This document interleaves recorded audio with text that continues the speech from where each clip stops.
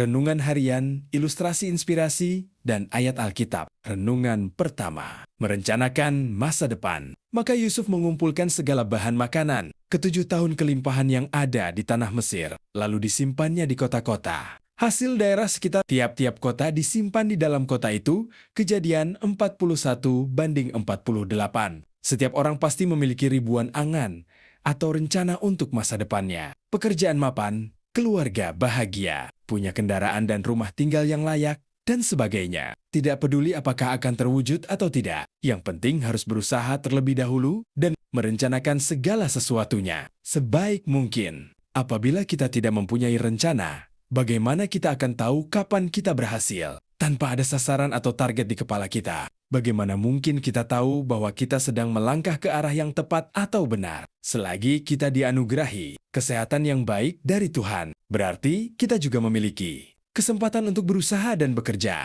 Jangan pernah bermalas-malasan atau menyia-nyiakan waktu yang ada untuk hal-hal yang tidak berguna. Dikatakan, pada musim dingin, si pemalas tidak membajak. Jikalau ia mencari pada musim menuai, maka tidak ada apa-apa. Amsal 20:4. Maka kita harus hidup dengan persiapan dan perencanaan yang baik, agar kita tidak terpuruk dan siap terhadap kemungkinan terburuk yang akan terjadi. Yusuf adalah contoh orang yang memiliki perencanaan yang baik dalam hidupnya. Ketika ia dipercaya menjadi penguasa Mesir seperti dikatakan Firaun kepadanya, "Engkaulah menjadi kuasa atas istanaku, dan kepada perintahmu seluruh rakyatku akan taat. Hanya takhta inilah kelebihanku dari padamu. Dengan ini aku melantik engkau menjadi kuasa atas seluruh tanah Mesir." Kejadian 40:40-41. Yusuf mengerjakan tugas dan tanggung jawab yang dipercayakan dengan hikmat yang luar biasa. Karena roh Tuhan menyertainya, ia memerintahkan rakyat Mesir mempersiapkan diri menyongsong kelaparan yang akan terjadi. Selama tahun-tahun kelimpahan, ia mengumpulkan semua kelebihan dan menyimpannya untuk persediaan kelak. Demikianlah Yusuf menimbun gandum seperti pasir di laut, sangat banyak, sehingga orang berhenti menghitungnya, karena memang tidak terhitung. Ayat 49, dan ketika kelaparan hebat terjadi 7 tahun, di Mesir ada persediaan makanan melimpah. Belajarlah dari Yusuf yang memiliki perencanaan yang baik, agar siap pada situasi terburuk. Sekalipun. Renungan kedua, karena campur tangan Tuhan. Lalu Haman mengambil pakaian dan kuda itu, dan dikenakannya pakaian itu kepada Mordekhai. Kemudian diaraknya Mordekhai melalui lapangan kota itu, sedang ia menyerukan di depannya, "Beginilah dilakukan kepada orang yang raja berkenan menghormatinya." Aster jam 6:11. Sebelum malam ketika Raja Ahasuerus tidak dapat tidur, ada suatu peristiwa yang sangat gawat terjadi. Orang-orang Yahudi yang berada di wilayah kekuasaan Raja Persia sedang berada dalam bahaya. Karena Haman yang keji sedang mengadakan rancangan yang jahat terhadap orang-orang Yahudi. Tetapi Allah Israel tidak pernah tinggal diam. Dia sangat memperhatikan kesengsaraan umatnya. Sungguh benar apa yang dikatakan pemazmur, "Ia takkan membiarkan kakimu goyah, penjagamu tidak akan terlelap." Sesungguhnya tidak terlelap dan tidak tertidur. Penjaga Israel Mazmur 121:23-24. Lalu, di dalam Aster pasal 6 ini, semua peristiwa mulai berubah dan berbalik, justru menuju kepada kejatuhan dan kematian Haman, Mordekhai, yang rencananya hendak digantung. Oleh Haman baca Aster jam 5:14, malah beroleh peninggian dari Raja Ahasuerus. Mordekhai diangkat kepada posisi tertinggi kedua di kerajaan. Peristiwa-peristiwa dalam pasal ini tidak terjadi secara kebetulan, tetapi karena ada kuasa Tuhan yang bekerja. Pada suatu malam, Raja Ahasuerus tak dapat tidur, maka ia memerintahkan agar buku catatan sejarah dibacakan baginya. Tertulis di dalamnya bahwa sesungguhnya Mordekhai telah berjasa besar bagi kerajaan. Ia pernah memberitahukan bahwa Bigtan dan Teres, 2 orang Sidusaida raja, yang termasuk golongan penjaga pintu, telah berikhtiar membunuh Raja Ahasuerus. Ayat 2, Raja benar-benar telah berhutang nyawa kepadanya. Raja pun menanyakan penghargaan apa yang telah diberikan kepada Mordekhai yang berjasa itu. Tapi tidak satu pun penghargaan yang didapat Mordekhai. Maka Raja langsung mengangkat Mordekhai ke posisi yang tinggi, dan dia dibebaskan dari tiang gantungan. Sebaliknya, Hamanlah yang digantung sebagai pengganti Mordekhai. Demikianlah untuk menyelamatkan Mordekhai. Tuhan turut bekerja. Dibuatnya raja tak dapat tidur. Dibuatnya raja teringat pada catatan sejarah kerajaan. Dan mengapa ia tepat membuka halaman di mana tercatat sejarah tentang jasa Mordehai? Sungguh semuanya bukan kebetulan, tetapi tangan Tuhanlah yang bekerja. Segala hal yang terjadi di dunia ini, termasuk kepada kita, bukanlah suatu kebetulan. Tetapi, Allah turut bekerja dalam segala sesuatu untuk mendatangkan kebaikan. Roma jam 8:28. Ilustrasi, melodi indah sebuah seruling bambu. Di sebuah desa di kaki gunung, seorang anak muda sedang belajar membuat seruling bambu dari seorang pembuat seruling tua yang sangat dihormati. Anak muda ini ingin sekali membuat sebuah seruling yang sempurna.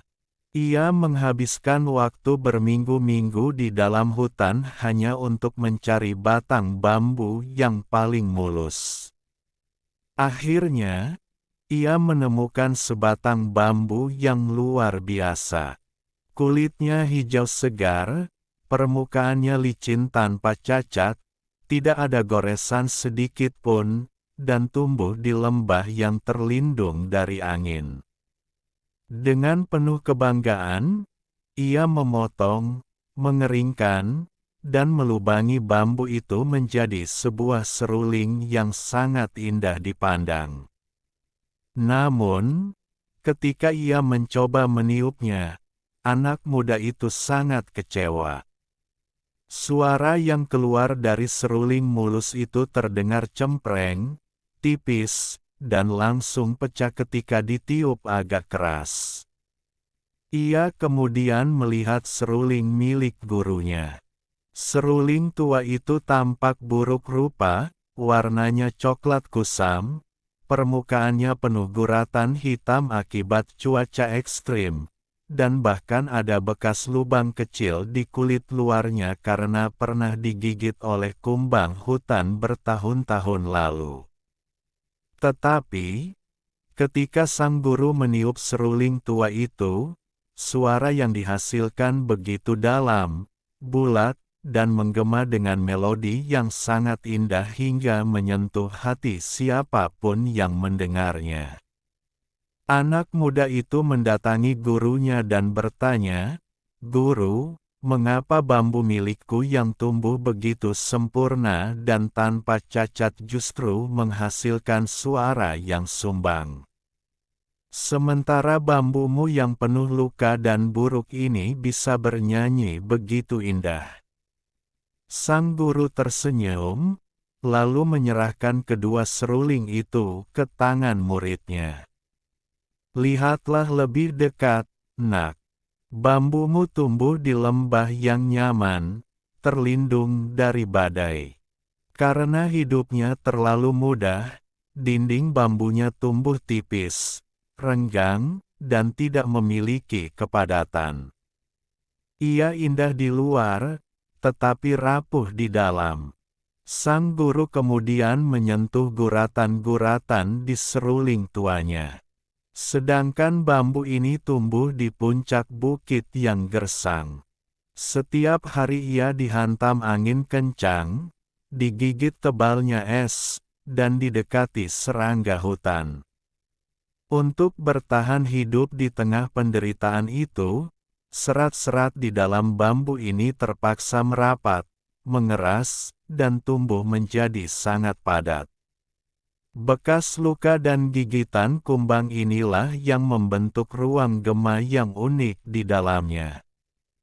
Keindahan suaranya tidak lahir dari kulit luar yang mulus tetapi dari kepadatan jiwa yang terbentuk karena ia berhasil melewati badai.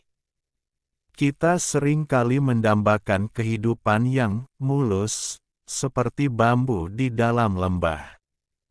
Kita berpikir bahwa berkat Tuhan hanya ada ketika hidup kita nyaman, tanpa konflik, tanpa pergumulan, dan tanpa ada air mata yang menggores hati kita. Kita takut terhadap luka dan menganggap ujian sebagai tanda bahwa kita sedang ditinggalkan. Namun, kenyataannya, karakter iman yang sejati tidak pernah dilahirkan di dalam zona kenyamanan. Orang yang tidak pernah menghadapi badai cenderung memiliki kerohanian yang tipis dan mudah goyah saat tekanan datang. Tuhan sering kali mengizinkan kita bertumbuh di puncak bukit yang berangin, di mana kita harus menghadapi gesekan, kekecewaan, dan tantangan yang menguji batas kekuatan kita. Setiap guratan masalah dan bekas luka dari masa lalu yang kita hadapi bersama Tuhan sebenarnya tidak sedang merusak kita. Proses yang menyakitkan itu sedang memadatkan serat-serat iman kita, membuat kita menjadi pribadi yang tangguh, dewasa, dan bijaksana.